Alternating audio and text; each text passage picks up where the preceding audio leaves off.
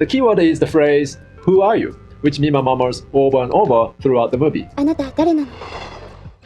あなた誰なの？あなた誰なの？ This is an odd phrase if the movie is about personal growth. Mima should be asking, "Who am I?" instead. Why does she do that? One way to look at it is, if you take the personal growth hypothesis, you could say that Mima in the beginning is immature and needs someone else to tell her who she is. At the end of the movie, she grows up and is able to answer herself, "I'm real." But the personal growth hypothesis doesn't go well with the rest of the movie. Most importantly, it contradicts the shared delusion part.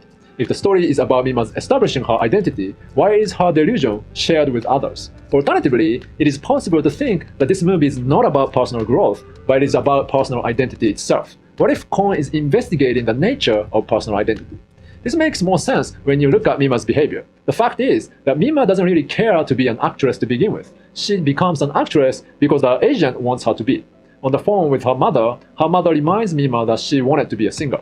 And Mima doesn't express what she wants either. If this movie is about Mima's personal growth, it is odd that she just accepts her agent's decision about her career. She should be fighting for her own will instead.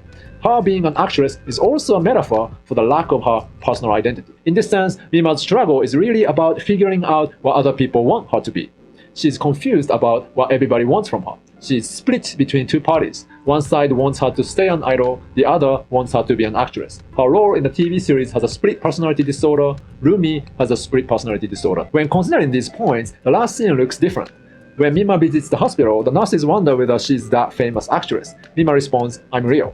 What does she mean by this? Actually, she's just responding to nurse's question. Yes, I'm that real famous actress. At this point, there's no more confusion about who people want Mima to be. Mima is sure about her identity, not because of her personal growth, but because people have a singular idea of who she is. And that's why she says she's real in confidence. This is problematic in a Western sense because Mima is just concerned about what other people think of her throughout the movie. And she never establishes her unique self independent of other people's opinions. There is no growth, no good story. But in the Japanese sense, it is a happy ending because everybody's consensus is formed about who Mima is in the end. Everybody, including Mima, came to accept her as an actress. A shared delusion becomes a new reality. Now, behaviorally speaking, this gets into even a deeper question about